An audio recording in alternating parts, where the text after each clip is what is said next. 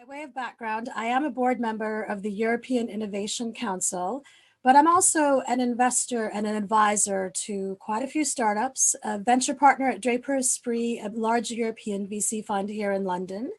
And I spend a lot of time with corporate innovation executives. So I've been part of this ecosystem for a long time. I'm also have the pleasure of being the co-chair of the European Innovation Council Working Group on Diversity and Inclusion. So what I wanted to do today is go through a little bit about what we are doing at the EIC around gender policy actions. So bear with me, I'm just switching to the first slide. First of all, I know this is a lot of text, but I think it's really important to see the kind of things that the EIC is working on to address system bias on gender. First of all, if you look at the composition of us as a board, it is approximately 50% female, 50% male. And that's been actually fantastic in terms of how we've worked as a group over the last 4 years over the composition of this board. So if you look at some of the stuff that we're looking at in the program that's around this year, we're looking at things like Women Tech EU, which is funding and mentoring, and I'll talk a little bit about that in a bit. A woman leadership program to provide coaching and mentoring to EIC-funded women entrepreneurs. There's actually going to be a prize for women innovators, so keep your eyes and ears open for that one. We're trying to set some targets, really hard targets for ourselves as well. So making sure that 40% women CEOs are invited to the accelerator interviews. We want to have a target of 40% women CEOs actually funded by the EIC accelerator. And now we're looking at expanding that definition of not just female CEOs, but female in management and the key decision-making positions of the startups to make sure that we are really being truly inclusive. And then in the EIC advisory structure, so the board, obviously, we're 50% women, but the evaluators, the mentors, we're looking at having a proper target of 50% women, and the gender dimension in all the relevant topics throughout. I think the other thing to mention is in 2021, we are focusing on gender, but one of the things we're pushing for as the working group is to include it beyond gender and looking at all the diversity dimensions. So race, religion, LGBTQ, disabled, everything. Because ultimately, diversity does help and aid innovation. So how are we doing, right? We've still got a long way to go, but we're starting to get there. And these are some of the examples of some of the pilot EIC programs so far. So 20% of the Pathfinder coordinators are female and 18% are applicants. And that's really folks in the research area because we're obviously looking at not just entrepreneurs, but looking at the university research side as well. So really making sure that we've got a fairly good gender balance in that space. 48% of our evaluators choosing the companies for the Pathfinder program are female. EIC Accelerator CEOs, we're at about 29%. And so we're not too far off from our 40% target, but we really know we need to do better. But we are proactively working on that.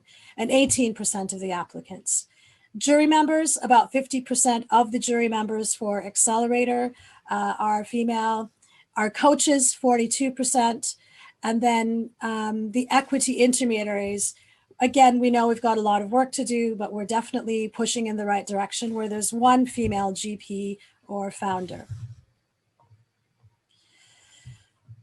Sorry, I pushed the wrong way. I'm getting used to this thing. So just to give you an idea, where do we go as of 2021? You've seen some of these things going on. As I've mentioned in previous slides, but there's 2 or 3 programs I wanted to call out.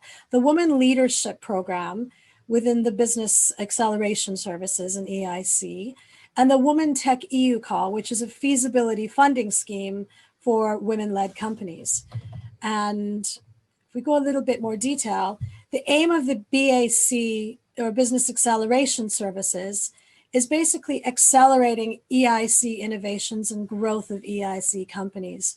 We're trying to create a tailor-made service to meet the needs of our clients. And I think that's quite fantastic that the folks in the EIC working on the ground in Brussels are realizing that the founders are like clients and trying to activate partners around Europe. And when we say partners around Europe, we're looking at the ecosystem. So we're trying to work with corporates and corporate innovation teams. So we actually have EIC corporate days where we'll bring corporates in to meet quite a few startups. And we're trying to do it in certain areas, for example, such as health or energy or green. So we're really starting to focus on verticals and trying to do the connections. Other partners, we are also looking at how do we engage with investors, all range of investors, from angel investors to seed, pre-series A investors, through to growth and larger scale investors. So we're really trying to create a larger ecosystem. And the target of the services that are being launched are all the beneficiaries of the funding from the EIC. So Accelerator, Pathfinder, Seal of Excellence holders, and second stage applicants. The WLP program, the Women in Leadership program, is 6 to 12 months, and it's an open call to a target group of 2 cohorts per year. So about 50 women founders per cohort, and 2 per annum. And the kind of content that we're going to provide is training, individual coaching, and mentoring, and building networks and visibility. So a lot of that is already in train. And actually what's really cool around the timeline and implementation, so we've started to develop specific activities. We've set up a coaches and mentor pool, IT setup and communication. And I was on a call earlier today where a call for coaches and mentors was launched in March. We've had hundreds and hundreds of applications from a lot of women to participate as coaches and mentors. So we're really trying to get the message out there. The application deadline for the first cohort is Q2 2021. And then the activities of the first cohort will happen in Q3 2021. So this is all, as I think it's fair to say, it's all new.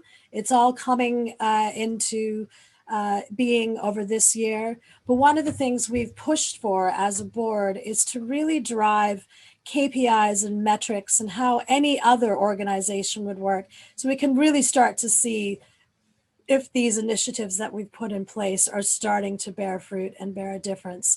And actually what we're doing at the Diversity and Inclusion Working Group is to really evaluate a lot of the successes of these programs and see what's happening.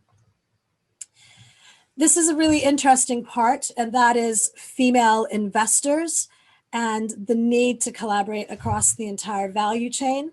What's really interesting is when we put out the call for data on the female investors, there's not a lot of data out there. So what we did is there was a Women in VC meeting, Women in VC group that met obviously online about a month ago. And there was women from all over Europe, female investors, sharing insights and information. And there's some really quite shocking data that shows there's a lot that needs to be done. So in 2020, men-only teams captured 91% of all capital raised in EU and 85% of all rounds. And that's from the State of EU Tech 2020. A lot of the robust EU-wide data is lacking, but if you look at some of the regional data, this is what sort of came in anecdotally into the meeting. And I know one of our calls is the saying, we really need to start focusing and building better insight. So in the Nordics, women hold about 11% of VC partner positions. In the Baltics, there are only 2 female women GPs. In Ireland, we're doing quite well. My colleague, Nikki in Draper, is based in Ireland, and I'm a venture partner here in London. But in Ireland, we've got 21 VCs, 19% female partners, 32% female manager associate, and only 16% as the female IC number. Germany, we weren't provided data, but if anyone out there has German insights and information, please send it to me and I'll absolutely make sure it gets to the team that is looking at this at the commission level. In Benelux and France, less than 8% of VCs in Benelux are women-led in 2020. Less than 12% of VC money is deployed to females. CEE, Kinga, my colleague on the European Innovation Council, did a really interesting report on the state of investing in women and women GPs in CEE. And 3% of the VC funds are women-led there, 16% are mixed gender, and 81% men only. So you can see there's a lot that needs to be done. And one of the strong recommendations we're doing as a board is we need to collaborate across the entire value chain. It's great that EIC, whose focus is on the entrepreneur, is making these kind of initiatives, but we're now starting to try to collaborate with EIB and EIF and say, we've got to collaborate across the entire value chain. We've got to look at more female VC partners. We've also got to look at LPs and say, what are the kind of metrics and standards LPs are looking at when distributing funds to women? And there's an interesting study which talks about female partners and how they think and how they distribute capital, particularly to women-based companies. So there's a lot of work to do across this value chain, and there's a lot of shaking up that needs to be done. And that's been one of the strong messages we've given out. But in summary, is what I can say is the commitment is there. We have set ourselves some pretty strong metrics and targets at the EIC for investing in female founders or female founding teams, where there's a female member or a female on the board. And we're really focusing on female-based research as well, because half the board come from that university and research background. So we have a lot of work to do, but we're on the case. So with that, I thank you very much for listening. And if you would like to have any questions, feel free to tweet me at Bindi K or contact me through the TechChill team. So thank you very much and have a great day.